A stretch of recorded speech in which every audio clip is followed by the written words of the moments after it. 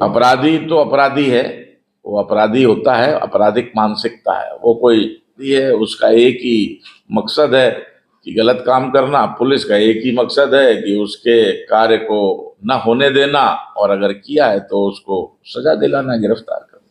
जी sir, बताएं।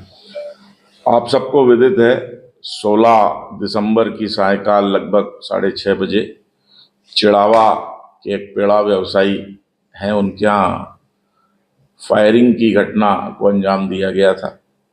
इसकी सूचना पर जिले के वरिष्ठतम अधिकारी के रूप में मैं और मेरे सहयोगी अतिरिक्त पुलिस अधीक्षक, सीओ चिड़ावा विकास, एसएचओ, सारी टीमें, साइबर, जो कुछ भी हमारे पास संसाधन मैन पावर के रूप में मौजूद थे, तुरंत झुंझुनू से, चिड़ावा से और जिले भर से रवाना हुए थे कि सायकाल खुलेआम किसी ने पुलिस और प्रशासन की व्यवस्था को चुनौती दी है।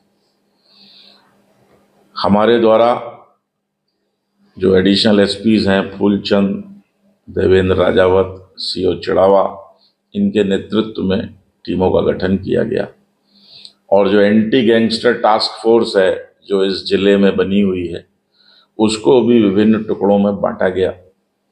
और एक वक्त तो 8 टीमें थीं, फिर एक वक्त 6 टीमें लगभग लगातार रहीं, जो इस वक्त मेरे साथ हैं। हमें जो भी साइबर के जरिए, हमारे मुखबिरों के जरिए या किसी भी सूत्र से जो भी सूचना मिल रही थी, उसको तत्काल ये टीमें डेवलप करती थी और हम इन मुलजिमानों का पीछा कर रहे थे। हमें सबसे पहली सफलता मिली जिसमें कि हमने गिरफ्तार किया था राहुल उर्फ शाका को। ये वो अभियुक्त था जिसने भागते हुए इन मुलजिमों की शरण दी। इसके पूर्व जब इनकी माइंडसेट बन रहा था, ये षड्यंत्र रच रहे थे इस घटना को अंजाम देने के लिए, तो वहाँ पे मुलजिमों का आना जाना था। हमने दोबारा से अशोक पहलवान, जो हरियाणा का निवासी है, उसको गिरफ्तार किया, जो अभी पुलिस रिमांड के उपरांत जेसी चल रहा है, अभी भी पीसी रिमांड पे हमारी पुलिस अभिरक्षा में। ये वो व्यक्ति था जब ये विभिन्न वारदातें जयपुर, झुंझुनू इत्यादि अन्य जगहों पे करते थे और भागते थे, तो वहाँ इसको शरण मिलती थी, इस गैंग को शरण मिलती थी।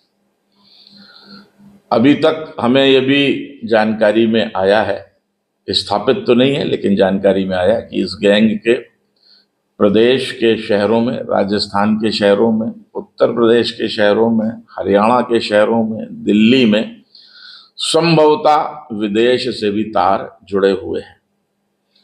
तो ये चुनौती जब झुंझुनू पुलिस को मिली थी, तो झुंझुनू पुलिस ने टीम स्पिरिट का बड़ा नायाब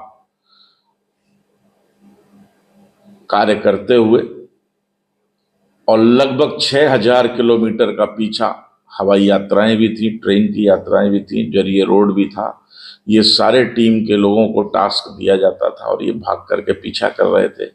और हमें कल 3 उन लोगों को गिरफ्तार करने में सफलता प्राप्त हुई जो मौके पर आए, जिन्होंने फायर किया, जिन्हें आप हमारे पुलिस की भाषा में मुख्य अभियुक्त कहते हैं। दीपेंद्र सिंह उर्फ दीपू चौराड़ी,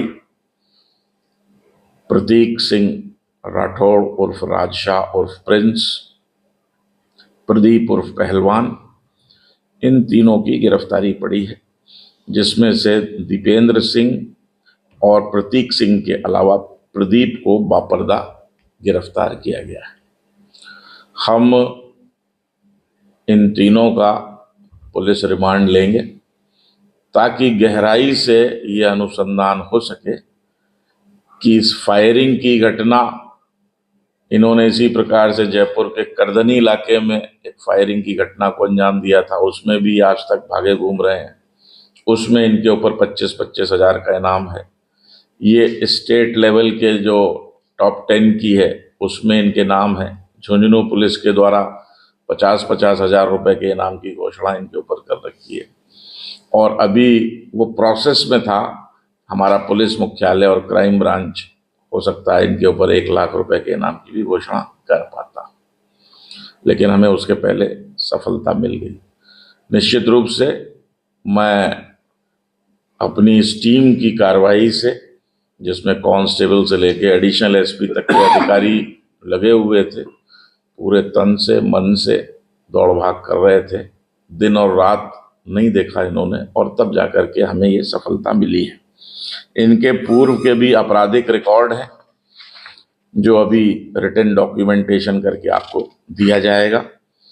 ये झुंझुनू पुलिस के लिए एक विशेष उपलब्धि है कि इन्होंने केवल फायर ही नहीं किया था, वहाँ पे जरिए इंस्टाग्राम और जो सोशल मीडिया के साधन है उसके माध्यम से 1 करोड़ रुपए की फिरौती भी मांगी थी। इसीलिए इस अपराध की गहराई को देखते हुए, संजीदगी को देखते हुए झुंझुनू पुलिस ने और मैंने उसके मुखिया होने के नाते जो भी संसाधन मेरे पास थे, टीमें जो बेस्ट मेरे पास थी, सब इसमें झोंक रखा था कि कैसे ही इस वारदात का खुलासा जल्द से जल्द हम कर पाएं।